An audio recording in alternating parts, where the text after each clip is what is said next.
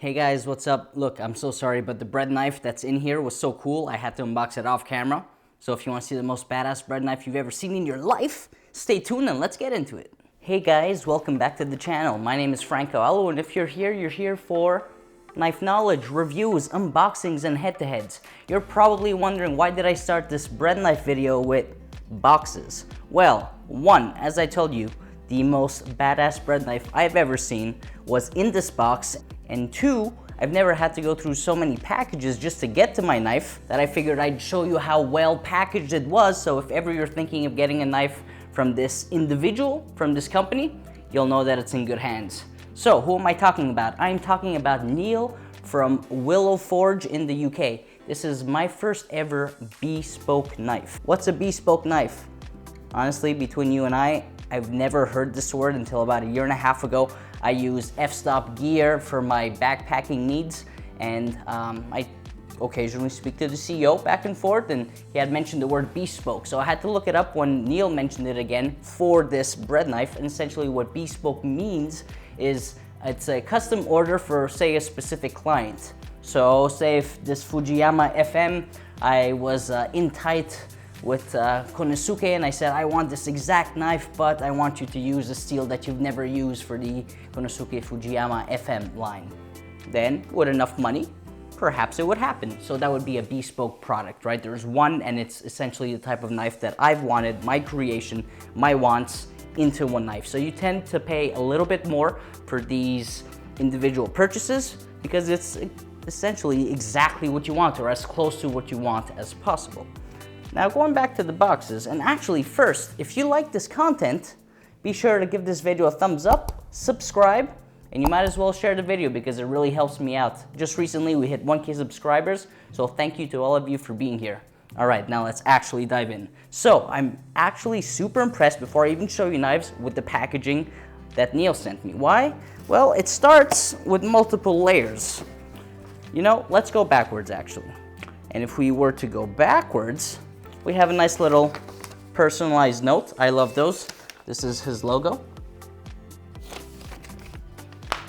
He also included handle wax, which is a very, very cool small edition, right? I didn't pay for this. This is just something that he included as part of the package. You see, it's very cute little tin to make sure that the handle stays as beautiful as possible for as long as possible. Also included, so the blade itself was actually wrapped in this nice little tea towel. I'm gonna keep that because, well, I keep everything. Of course, there was a good amount of bubble wrap. I'm also gonna keep this. This is probably one of the best things to keep when you're buying knives. And then there was this absolutely, actually I said we're going backwards. All of that, so tea towel, handwritten letter, bubble wrap, wax for the handle, came inside this awesome tube. I'm also gonna be keeping this. And then finally, probably the only piece I'm not gonna keep because I kind of destroyed the box a little bit, was this humongous box. This is the one you saw me, of course, kind of stand up behind at the beginning of the video. And it is huge. Look at this, look at this. Good job, Allo. There's no issue wearing boxers when you're filming, but zooming in when you're wearing boxers? Hey guys, remember to like and subscribe. Box, how far back I gotta go to include it all. So in here, of course, there's going to be just your classic paper, but an assortment too, right? Some gray, brown paper, if you'd like, or recyclable, as well as some of this paper that people use to wrap their gifts. And so all of that for my bread knife. And so what is the bread knife that I got? But it's important, if you know the way I like to do things, to appreciate the past. And if we are to appreciate the past, I'm gonna go ahead and grab the bread knife that I had before this one. And so the bread knife that I've been rocking up until I got this Willow Forge bespoke bread knife was a beautiful Sabatier bread knife, 200 millimeters, nice olive wood handle, and beautifully serrated. The teeth are very far apart, which was fantastic for most of our bread needs up until, and this is why I got this particular knife. You're gonna think I'm a little bit crazy for the price of 850 Canadian that I paid for the next knife you'll see. This knife was about 250 bucks. And olive wood handle, we bought it for bread, of course. But the reason I had to change is because when Becca started making her beautiful sourdough loaves, they're pretty big. They're fat boys, in fact. And so I found this bread knife to be insufficient in properly slicing bread. That's the one job of the bread knife. I mean, sure, some people use it on tomatoes if you don't have a sharp knife, or just people enjoy having serrated blades to cut tomatoes. I'm not gonna judge. The point is, the loaves were so big that I already suck at making a straight slice, okay? Like, I'm really bad. This just didn't work anymore. I'd have to kind of poke at a few different places so that I can do one straight slice. And so I needed to get something a little bit longer. Now, the reason this particular knife, though, is close to my heart, I know you're probably thinking they're all close to your heart, Frankie. This is true. This one has a story. They all have a story. Also true. That's not the point. The point of this knife, the reason why we got it, is we had gone over to Becca's good friends, Sierra and Xander, and they had this exact knife. And I had never seen it until I saw it in their kitchen. And I fell in love with it because of how sleek it is.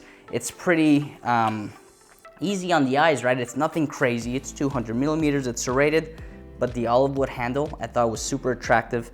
The fact that it's from a French brand, Sabatier, and to me, that invokes bread and cheese and wine. And so I thought, if I'm going to get a bread knife, and I probably don't want to get a Japanese bread knife, let me just go the way of the French and get a bread knife. So this is the knife that I was rocking up until I got this Willow Forge knife. And so the knife that I got from Willow Forge, I'm gonna give you all the stats first, and then I'm gonna show it to you. Because just hearing the stats, you're gonna say, Frankie, did you lose your mind? The answer is probably yes. So the stats of this knife, which Neil constructed for me based on my specifications, is a 260 millimeter. This is 260 millimeter sakimaru bread knife. So sakimaru as a knife style essentially just means a reverse K-tip. Yes, correct. Just making sure. Takefu V-Toku 2 core steel, kumai, stainless steel cladding, two-way satin brush finish. Handle is going to be all stabilized other than the copper. Stabilized black palm for the collar, curly Mun Ebony for the main part of the handle, and 4 copper spacers that are reducing in height as we get closer to the knife butt. Now, a little bit about Neil before I show you the knife, and I'm gonna put his picture up here from his very own post on his own Instagram. But Neil reminds me a lot, his work reminds me a lot of Jesse from Nordquist Designs. If you haven't seen the knife that I own from Jesse from Nordquist Designs, the Bastogne Nikiri, I'm going to put a link up here. But essentially, Jesse, I believe, was a designer before being a knife maker. And Neil, he has a Bachelor's of Arts in Fine Arts. And so both Jesse and Neil, what to me invokes, how can I explain this? What to me invokes a beautiful design in their knife, it looks a little bit more unique than most knives you've seen. I think it has to do with their art background. And so, what was the point of that? Just to give you some information, some background on Neil, and so you can also see the face of the person who made this knife. And so you've waited all this time, you've heard me talk about all these things, just so we can get to this moment, the knife in front of you.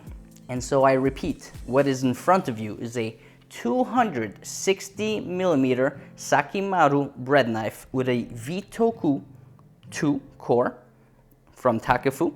The core is etched in coffee so that it is rendered black.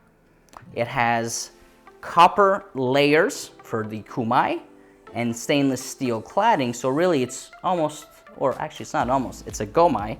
The handle is stabilized black palm, 4 copper spacers that reduce in height as we get closer to the butt. And the main part of the handle is a beautiful figured curly Mun Ebony. Never even heard of that until it was in this knife. So for the knife itself, what I told Neil that I really wanted was the length. I said it has to be 260 millimeters. I also want it to be sakimaru. I also want it to be kumai. And then he asked me the type of finishes that I might be interested in. Do you want kurochi? Do you want sushi? Do you want satin? Do you want a megaki, essentially? And I said, you know what? I think because the kumai is really going to be the star of this knife, I want to go with a satin brush so that it's not going to detract from the beautiful kumai and the black etched, the coffee etched Vitoku 2 core. By the way, for those who want to know more about Takufu Vitoku 2 core, for the nerds out there, the metallurgists, I'm going to put on screen 3 different charts, 3 different screenshots telling you a bit more about this steel, because not all of you have probably heard about it. And so that's essentially it. This is a knife that came from Neil at Willow Forge, I repeat. And I waited a few months for it, and I'm so happy. I can't wait to cut my first sourdough loaf with this. I'll probably find other things to cut with this, but at the same time, I knew that this was going to be an expensive knife. It was going to be a unique knife. And because this is a coffee etched core, which is high carbon, which is why it etches so dark and so beautifully, I will probably just keep it as a bread knife, because mainly what that means is without the acidity to wear out that coffee etch, it should stay dark for a very long time if all I'm doing is cutting bread. And so maybe before I leave, I'd like to show you a comparison of where I started, just a regular bread knife, and where we've decided to go. Neil, thank you so much. You made my bespoke dreams come true. Guys, again, if you like this video, feel free to give it a thumbs up, subscribe to the channel, share. Come find me on Instagram. I sell stickers on Instagram. I talk to people. I help them choose their next Japanese kitchen knife or their next kitchen knife. And yeah, I'm moved. I hold this and it feels massive in hand, and yet the balance point is, I believe, maybe a little forward. But it doesn't really matter because it's a bread knife and I'm going to hold it this way. This isn't about balance. This is about a unique piece, a piece that quite literally I made to serve a purpose, to cut bread, a loaf of bread that was too long to be cut by this one. So now we have 260 millimeters of badassery. Thanks again, guys, and see you next time.